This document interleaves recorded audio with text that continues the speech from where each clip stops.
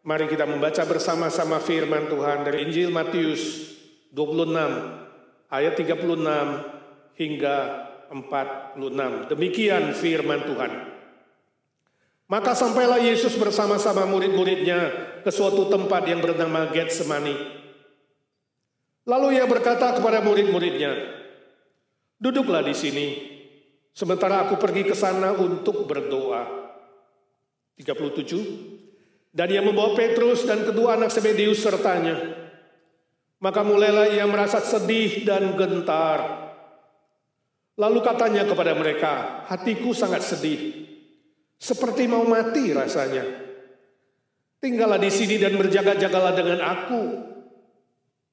Maka ia maju sedikit, lalu sujud dan berdoa, katanya, "Ya Bapakku, jikalau sekiranya mungkin, biarlah cawan ini lalu daripadaku. Tetapi janganlah seperti yang ku kehendaki, melainkan seperti yang Engkau kehendaki." 40. Setelah itu ia kembali kepada murid-muridnya itu dan mendapati mereka sedang tidur. Dan ia berkata kepada Petrus, "Tidakkah kamu sanggup berjaga-jaga 1 jam dengan aku? Berjaga-jagalah dan berdoalah, supaya kamu jangan jatuh ke dalam pencobaan. Roh memang penurut, tetapi daging lemah." 42. Lalu ia pergi untuk kedua kalinya dan berdoa, katanya, "Ya Bapakku, jikalau cawan ini tidak mungkin lalu, kecuali apabila aku meminumnya, jadilah kehendak-Mu."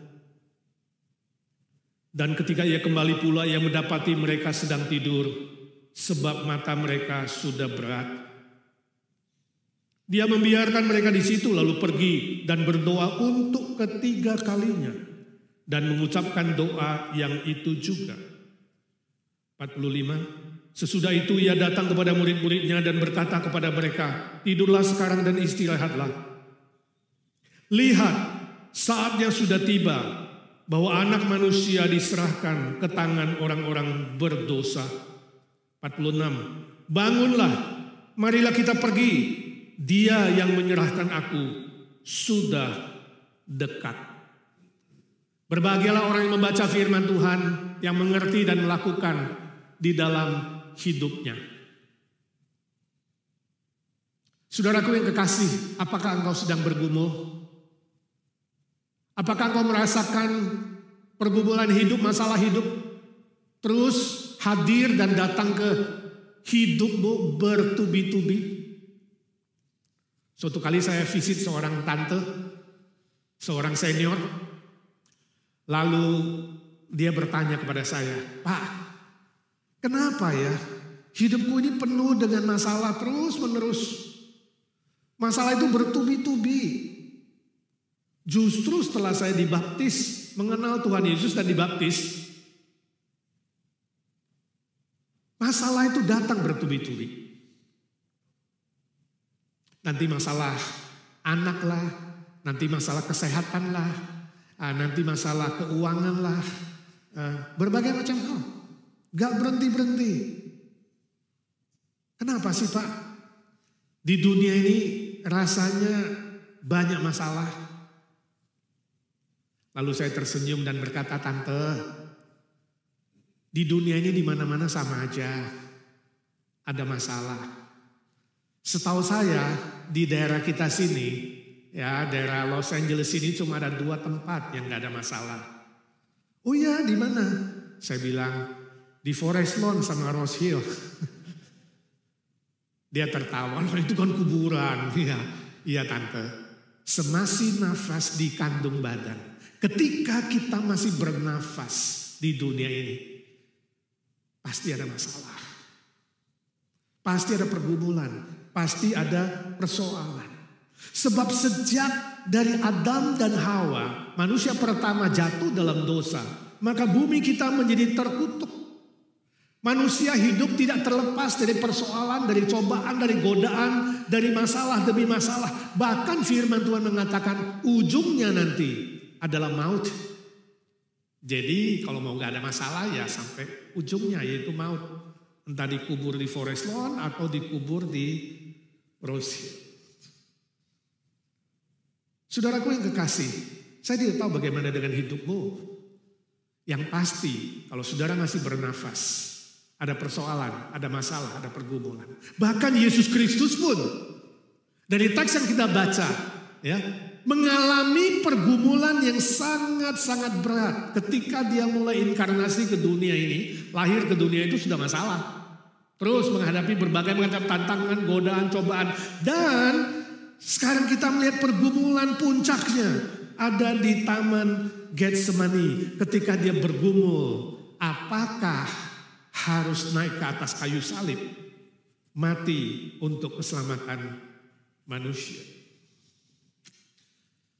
Taman Getsemani adalah taman pemerahan buah anggur. Tempat untuk memeras buah anggur supaya menjadi anggur. Ini sebuah gambaran yang sangat pas, mirip dengan pergumulan Yesus yang sangat berat. Kita melihat bagaimana dia seperti anggur yang diperas, seperti anggur yang diremas, dihancurkan. Ketika dia mengatakan, hatiku sedih, hatiku gentar, seperti mau mati rasanya. Injil bagian lain mencatat, ketika dia bergumul di Getsemani itu, ketika dia berdoa kepada Bapa di sorga itu, dia mengalirkan keringat yang seperti darah. Oh, ini pasti berat sekali. Saya yakin saudara pernah bergumul berat, tapi pernahkah seberat Tuhan Yesus? Pernahkah sampai keringat saudara itu seperti darah, seperti mau mati rasanya? Mungkin ada perasaan itu, ya. Khususnya hari ini ketika dunia merana menghadapi COVID-19, orang-orang berpikir ini seperti mau mati. Ya, tiap hari takut mendengar kata mati. Berapa jumlah yang sudah mati? Oh, pergumulan berat, apalagi pasien yang ada di rumah sakit sekarang. Ya, ketika rumah sakit kurang tempat untuk menerima pasien baru, sementara pasien yang lama gak keluar-keluar, 2 minggu, 3 minggu bergumul antara hidup dan mati, mungkin akan berkata, oh Tuhan, aku seperti mau mati rasanya. Tapi jelas beda dengan Tuhan Yesus. Sebab Tuhan Yesus mati demi menanggung dosa manusia, dosa saudara dan dosa saya. Juga bagi mereka yang melayani di gugus depan, ya, para tenaga medis, ya, dokter, perawat, polisi, tentara, pekerja transportasi, dan semua yang harus bekerja di bidang bisnis yang esensi bagi manusia, menyediakan makanan, minuman, dan berbagai macam hal yang membuat hidup ini terus berlangsung. Saya yakin mereka pun bergumul berat. Ketika tiap pagi harus keluar rumah, mungkin mikirkan, oh bisa gak saya nanti menjadi carrier? Oh bisa gak saya terinfeksi? Oh bisa nanti saya bawa pulang sampai rumah itu ada virus yang saya bawa, saya gak tahu, saya gak sadar, dan lain sebagainya. Berpikir soal itu dan bergumul. Mungkin pun akan berkata, seperti mau mati rasa. Saudaraku yang kekasih, melalui pergumulan Tuhan Yesus di Getsemani ini, saya ingin kita belajar pelajaran yang penting. Supaya kita tidak masuk dan tenggelam di dalam pergumulan yang sepertinya tidak ada ujungnya. Supaya kita sungguh-sungguh bisa bangkit kembali dari pergumulan berat. Sesuai dengan pergumulan saudara, kita akan belajar 3 pelajaran penting dari pergumulan Tuhan Yesus di Getsemani.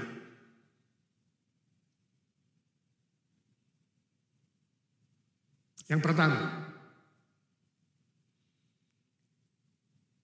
dari ayat 36 sampai 39 kita belajar mengenal kehendak Bapa melalui doa. Mengenal kehendak Bapa melalui doa, itu pelajaran pertama dari pergumulan Tuhan Yesus. Sebagai manusia, dia bergumul. Apakah harus naik ke atas kayu salib? Itu sebabnya dia berkata, Bapakku kalau boleh, Kalau mungkin aku tidak meminum cawan ini. Kalau mungkin aku tidak mati demi manusia.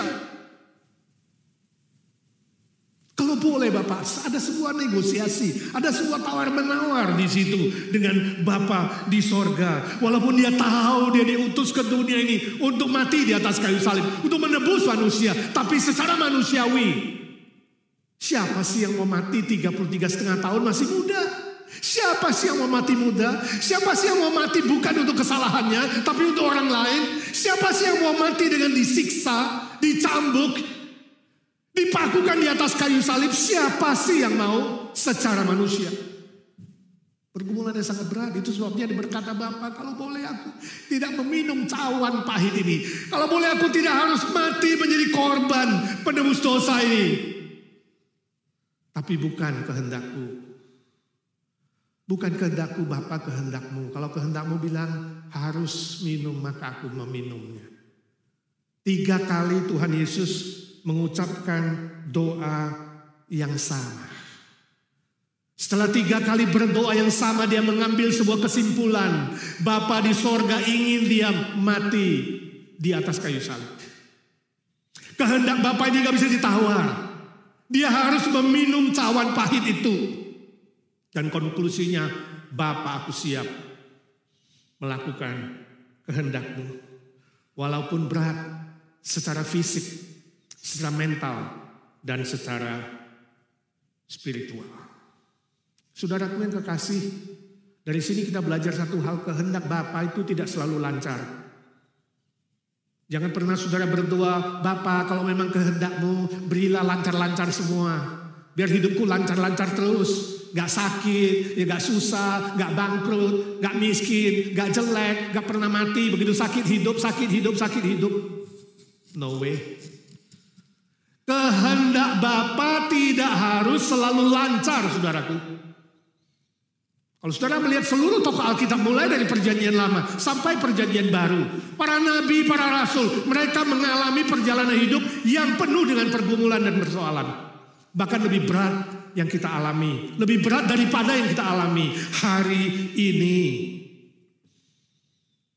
Kehendak Bapa tidak harus lancar, tidak harus ringan, tidak harus tanpa derita. Justru kadang-kadang Tuhan izinkan melalui penderitaan, melalui kesusahan, melalui pergumulan berat. Itu menjadi jalan masuk untuk menikmati kebaikan Tuhan dan melihat kemuliaan Tuhan. Kebangkitan dan hidup selalu dimulai dari penderitaan dan kematian. Permisi tanya saudaraku, apakah engkau sedang bergumul saat ini? Apakah engkau sedang bertanya-tanya dan bergumul mencari kehendak Tuhan, mencari kehendak Allah? Oh, saya anjurkan saudara banyak berdoa seperti Tuhan Yesus. Banyak berdoa, renungkan firman-Nya, bergumul dengan Bapa di sorga, dan katakan, Bapa biar aku mengerti kehendak-Mu dengan jelas. Bukan hanya mengerti Bapa, aku siap melakukannya walaupun sulit. Walaupun harus bergumul berat dan menderita. Aku siap Tuhan, sebab kehendak-Mu bagiku pasti lebih mulia dari semua penderitaan dan kesusahan di muka bumi ini. Amin. Ini menjadi prinsip pertama dari pergumulan di Getsemani. Seorang teman saya mengirimkan sebuah ilustrasi. Dikatakan suatu hari ada seorang kaya raya banyak duitnya. Dia mengambil cash 1 koper. Ya. Lalu dia naik ke kantornya di gedung yang tinggi, mungkin lantai 30. Dan dari sana dia buka kopernya dan dia kemudian melemparkan uang cash yang dia ambil 1 koper itu. Ya. Yang $1, yang $5, lempar ke bawah. Kemudian yang $10, yang $50, yang $100, dia lihat ke bawah, wow, orang-orang makin banyak mulai melihat, ada apa ini, hujan uang nih. Ya. Di tengah-tengah badai corona ada badai hujan uang, wah luar biasa ya.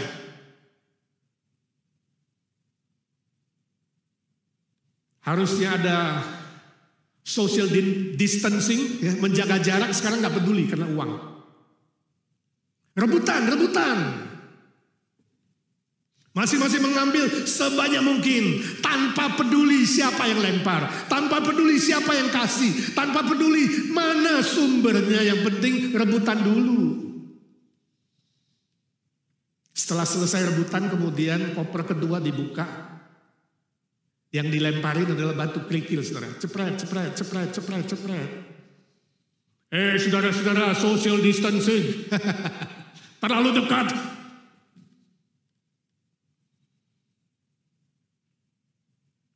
Ketika mereka terkena batu kerikil, baru menengadah ke atas. Siapa itu? Siapa itu yang lempar batu? Kurang ajar ya. Tadi waktu dapat duit gak tanya, siapa itu? Terima kasih ya. Enggak. Sekarang, batu. Siapa yang lempar? Kurang ajar loh. Cari tahu siapa penyebabnya. Itu manusia normal. Ya, itu manusia pada umumnya. Kalau ada berkat Tuhan, kalau diberkati, kalau lancar, kalau sehat, lupa siapa sumbernya, lupa siapa pemberinya, lupa. Bahasa Indonesia di timur sana bilang, ale lupa. Lupa semua. Ya. Dan ketika susah, bergumul, sakit, dan sekarang krisis, pandemik, saya harap mulai ingat dan bertanya. Tapi bukan menuduh Tuhan. Ya, ini ilustrasi, bagus juga. Tapi ingat saudara, Tuhan kita bukan Tuhan yang seperti orang kaya yang melempar batu itu, bukan. Sebab dia bukan sumber kejahatan. Semua kejahatan, bencana, persoalan di muka bumi ini sumbernya dari iblis yang menggoda manusia, kemudian menggoda keinginan manusia, kemudian nafsu manusia mengikuti godaan itu, dan kemudian menghasilkan penderitaan dan kesusahan dan bencana di muka bumi ini. Pada Tuhan hanya ada yang baik, sebab kehendaknya baik walaupun harus tidak lancar, tidak ringan. Hanya konsep agama lain yang percaya bahwa Allah itu sumber baik dan sumber jahat. Kita tidak percaya teologi takdir, teologi nasib, di mana Allah menjadi dualistik, jahat dan baik, hitam dan putih, siang dan malam, laki dan perempuan, bertolak belakang satu dengan yang lain. Tidak. Allah kita adalah Allah yang baik, kehendaknya kehendak yang baik, walaupun tidak harus lancar dan tidak ringan. Hidup di dunia ini tidak selalu lancar. Ayo masing-masing berkata, hidup di dunia ini tidak harus selalu lancar. Kadangkala Tuhan izinkan, perhatikan kalimat ini, izinkan ketika iblis minta izin untuk mencobaimu dan menggodamu dengan berbagai macam persoalan. Saudara sadar, jangan marah, ya. Jangan maki-maki Tuhan, jangan menuduh Tuhan, jangan kesel, mengatakan, kurang ajar, kenapa kasih saya bencana? Sudah tidak sayang kah? Atau menolak Tuhan, atau salahkan Tuhan. Tapi banyak berdoa, dan di sana saudara akan diberitahu kehendak Bapa yang tidak pernah salah. Saudara akan menemukan hikmahnya, saudara akan menemukan pelajarannya. Kenapa Tuhan Allah mengizinkan hal itu terjadi? Kadang-kadang Tuhan mengizinkan saudara ketemu orang-orang yang keras kepala. Pernah gak sih ketemu orang yang keras kepala dan bandel? Apa tujuannya? Apa hikmahnya ketemu orang yang keras kepala? Tuhan ingin saudara belajar sabar. Kadang-kadang Tuhan mengizinkan saudara ketemu orang yang menyakitkan hati, sebel, bikin marah. Saudara senyum-senyum, lihat kiri kananmu kalau sedang duduk dengan orang lain. Mungkin yang sampingmu buat sebel kali. Ada tujuannya, ada hikmahnya. Supaya kamu belajar mengampuni. Makin tidak bisa kau mengampuni orang lain, makin banyak kau ketemu orang-orang yang menyakiti kamu. Dan buat kamu sebel. Kadang-kala Tuhan mengizinkan kau bertemu dengan orang-orang yang berkekurangan, orang yang susah. Supaya kau belajar memberi dan menolong sesama, tidak pelit.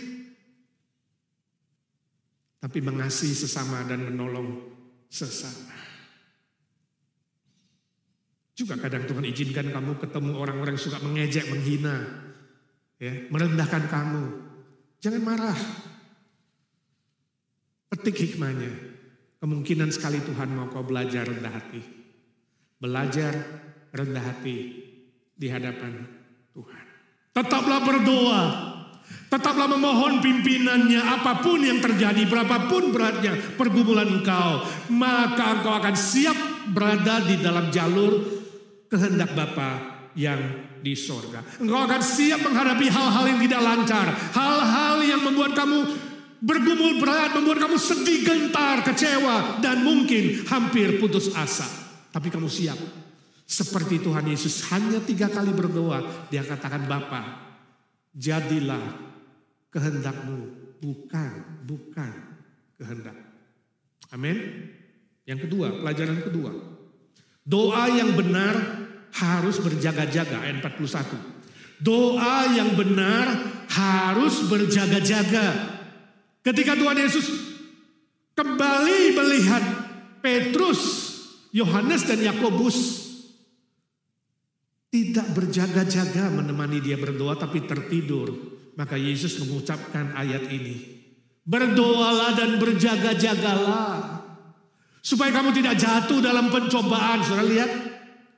Itu adalah alasan atau penyebab dari orang yang jatuh dalam pencobaan.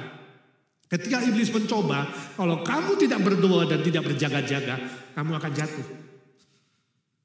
Sebab roh itu penurut dan dagingmu lemah. Daging kita yang sudah masuk dosa dan kejahatan itu lemah. Dan ketika godaan datang, kamu tidak berdoa dan tidak berjaga-jaga, kamu akan terjatuh sebab roh itu penurut.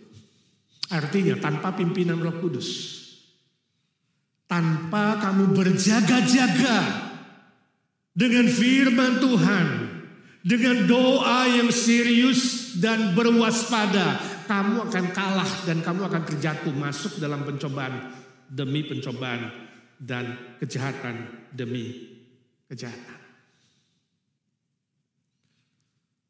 Saya ingat waktu di kampus, seorang teman pernah cerita ilustrasi ini. Suatu kali ada seorang frater calon pastor Katolik, ya, dia naik bis kota. Ya, saudara, bis kota di Indonesia itu cukup padat, ya. Tapi dia nasibnya atau ya kesempatannya cukup baik, naik bis kota dia dapat tempat duduk. Dia duduk di situ, ya, di samping seorang nenek. Gak lama kemudian naiklah seorang gadis cantik duduk di sebelah kanannya. Jadi dia diapit oleh 2 orang wanita. Dia merasa risih karena dia calon pastor, ya, yang telah bertaul tidak akan menikah. Dia senenek, di sini ada gadis kayak enak juga. Jadi dia cuma ya tangannya dilipat gini kayak orang berdoa lah sambil setengah tidur. Di semakin berjalan manusia tambah banyak, penumpang tambah banyak. Kemudian kalau semua banyak mengeluarkan CO2, saudara, apa yang terjadi? Ngantuk.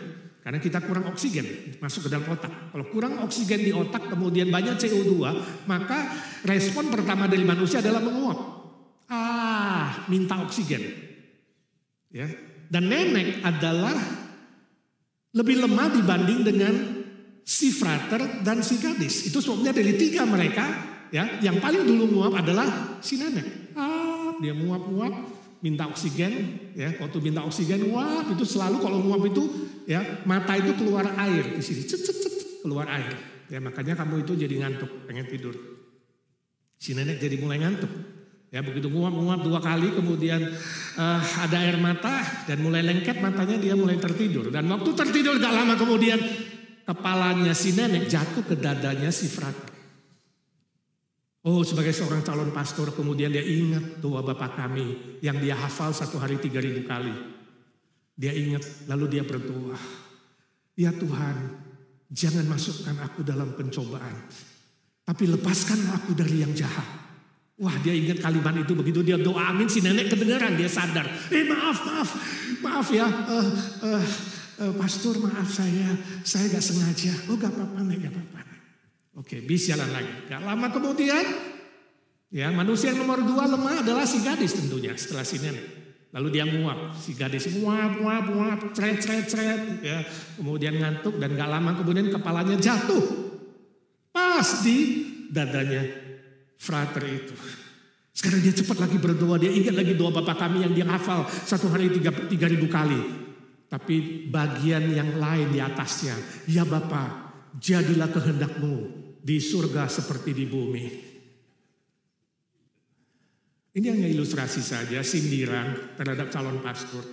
Saya yakin gak sungguh-sungguh terjadi. Tapi ini sebuah contoh dari orang yang berdoa tapi tidak berjaga-jaga. Doa hanya menjadi hafalan. Doa hanya menjadi kata-kata yang membosankan. Yang keluar dari mulut kita setiap hari. Yang tidak pernah kita pikir lagi kita ngomong apa, ngoceh apa. Seringkali kita menjadikan Allah Bapa kita, Tuhan Yesus kita seperti berhala yang menerima mantra-mantra, menerima hafalan-hafalan. Karena kita tidak mengerti maksudnya berdoa dan berjaga-jaga. Doa yang benar harus disertai dengan berjaga-jaga, waspada. Baru bisa mengalami kemenangan yang sejati. Ketika cobaan datang, ketika godaan datang, kita diingatkan akan firman Tuhan sebagai senjata rohani. Kita diingatkan oleh Roh Kudus yang di dalam kita yang mengingatkan kita, hei, berjaga-jaga.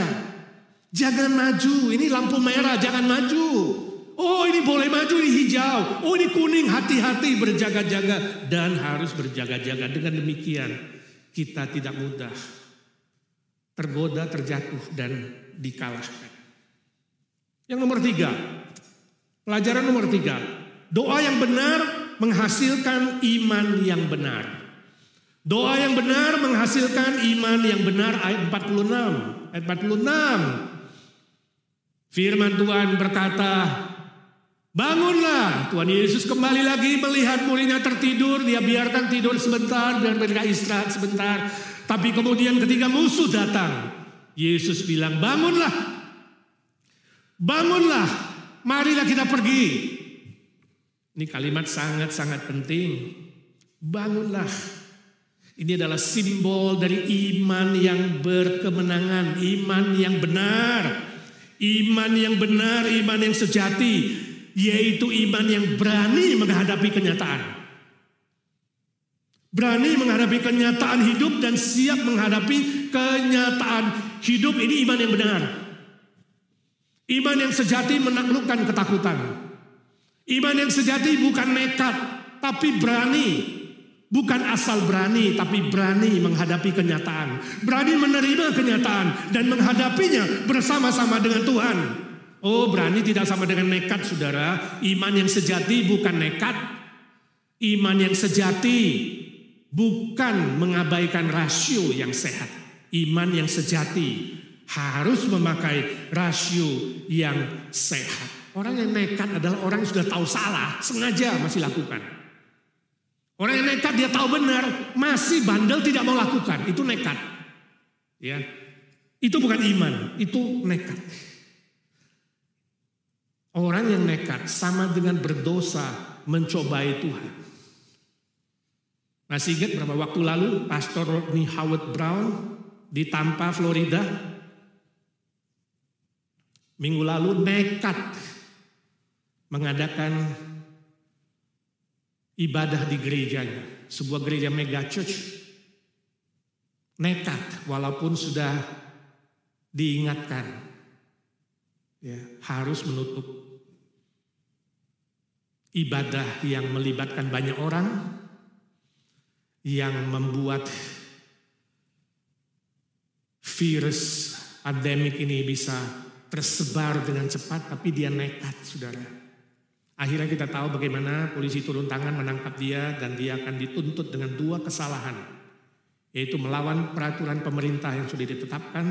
Kedua, melawan sebuah aturan untuk menghindari sakit penyakit yang membahayakan manusia. Jadi melawan pemerintah dan membahayakan manusia, itu 2 kesalahan yang dituduhkan kepada dia, ya, karena dia kumpulkan banyak orang. Kita tahu kemudian ada beberapa jemaat yang sakit, dan terinfeksi. Ini karena ada seorang pendeta yang nekat, bukan iman. Iman yang sejati menggunakan rasio yang waras. Mari saudara kita beriman dengan waras. Kalau dalam penantian ini saudara mulai ada gejala-gejala yang kurang waras, demi nama Tuhan Yesus, saya katakan bertobatlah. Bertobatlah kembali kepada firman Tuhan, kembali kepada kebenaran Tuhan. Bangunlah, artinya sebuah sikap iman yang benar, yang berani menghadapi kenyataan apapun itu, sesulit apapun. Berani menghadapi kenyataan sebab Tuhan akan menolong, menyelesaikannya sampai pada akhirnya. Sebab janji Tuhan, Dia memulai pekerjaan yang baik di antaramu, Dia akan selesaikan sampai pada akhirnya. Iman yang sejati adalah iman yang menghadapi kenyataan bersama-sama dengan Tuhan, menghadapi persoalan pergumulan seberat apapun dengan hati yang mantap, dengan pikiran yang jernih, dengan sikap yang benar. Sebab seluruh pergumulan hidup manusia di muka bumi ini adalah sebuah peperangan rohani. Saya ulangi, sebuah peperangan rohani. Setiap perjalanan hidupmu, baik melalui pikiranmu, emosimu, tindak tandukmu, bibir, mulutmu, dan apapun keputusanmu, ingat, itu adalah sebuah peperangan rohani.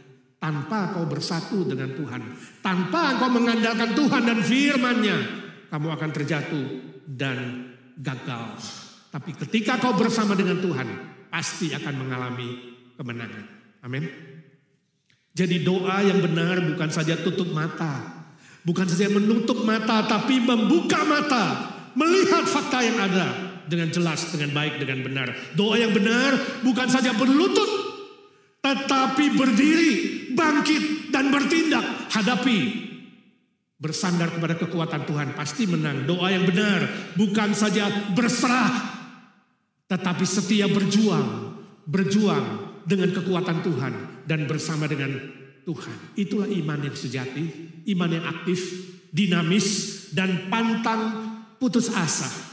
Karena Tuhan pasti akan menolong, menguatkan, dan memberikan kemenangan.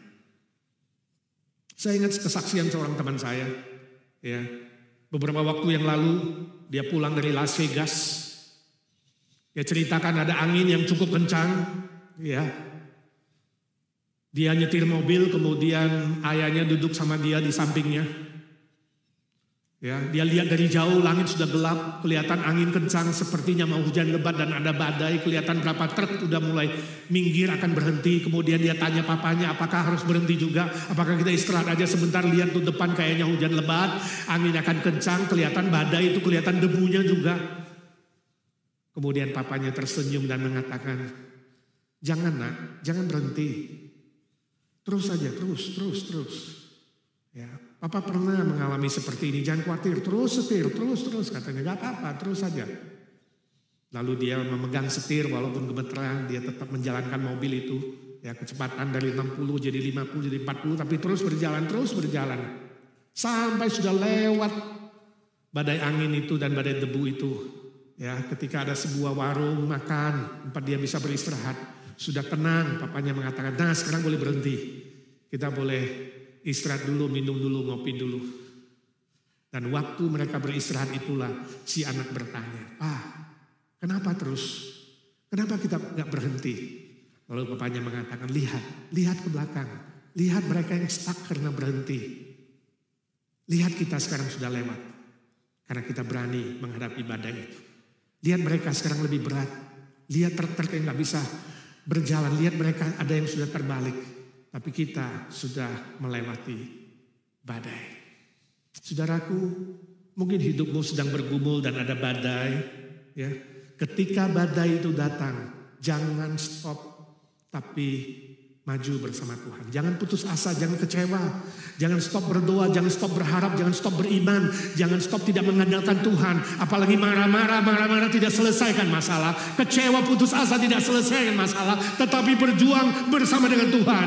Tuhan adalah gembala yang baik. Walaupun harus lewat lembah bayang-bayang maut, Dia menyertaimu, Dia menguatkanmu. Sehingga akan melewati badai itu dengan berhasil baik, dengan penuh kemenangan.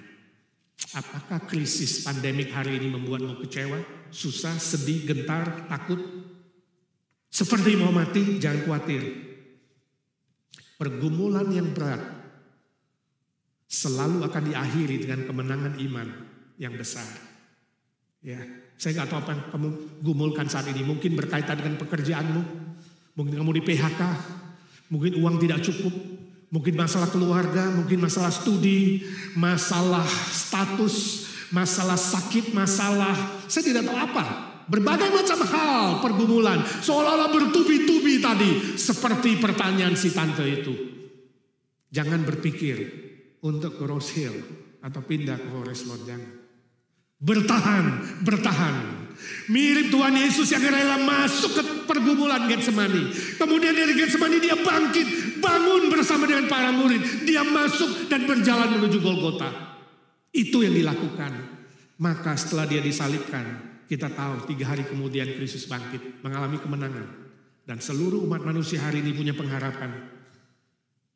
Hidup yang kekal, pengampunan dosa, sukacita, kebahagiaan yang sejati. Semua itu sebuah kemuliaan yang kekal abadi boleh kita dapatkan hari ini karena Tuhan Yesus Kristus rela mati bagi kita di atas kayu salib. Sudahkah engkau menerima keselamatan darinya? Bila belum, biarlah di Jumat Agung ini dari hati saya yang paling dalam, dengan rendah hati saya katakan, mari rendahkan hatimu. Jangan sombong, jangan berkeras hati. Terima Tuhan Yesus menjadi Tuhan dan Juru Selamatmu. Undang Dia masuk dalam hatimu, dalam hidupmu, dalam pergumulanmu. Maka kau pasti akan diselamatkan dan mengalami sukacita dan damai sejahtera. Bila engkau sudah menerimanya, mari saya mengajak saudara memetik hikmah, memetik pelajaran penting dari Getsemani ini. Setia di dalam doa untuk mengenal kehendak Bapa. Setia dalam doa dan berjaga-jaga sehingga kau tidak menjadi nekat dan kemudian mencobai Tuhan. Setia di dalam berjuang bersama dengan Tuhan. Apapun persoalan itu, jangan pernah stop dan jangan pernah putus asa. Itu iman yang sejati.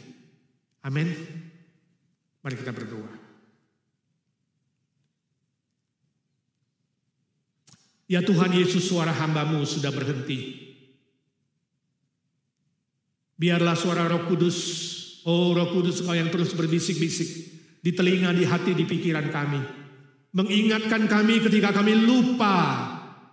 Menyadarkan kami ketika kami hampir terlena. Mengangkat kami ketika kami hampir terjatuh. Sehingga kami sungguh-sungguh ya Tuhan, boleh berkemenangan. Seperti Tuhan Yesus melewati pergumulan Getsemani, melewati Golgota, Dia mengalami kemenangan juga. Biar kami memetik hikmahnya Tuhan, senantiasa mencari kehendak-Mu lewat doa yang serius di hadapan Tuhan. Senantiasa berjaga-jaga supaya kami tidak mencobai Tuhan dan berdosa dan melawan kehendak-Mu. Senantiasa waspada, bangkit, menerima kenyataan, bangkit bersama-Mu Tuhan, menghadapi kenyataan. Dan kami tahu ketika kami berjalan bersama dengan Engkau, berjuang bersama Engkau, Engkau jamin, memberi kami garansi, kepastian kemenangan, kepastian keberhasilan, demi memuliakan nama-Mu dan demi menjadi berkat bagi banyak orang lain.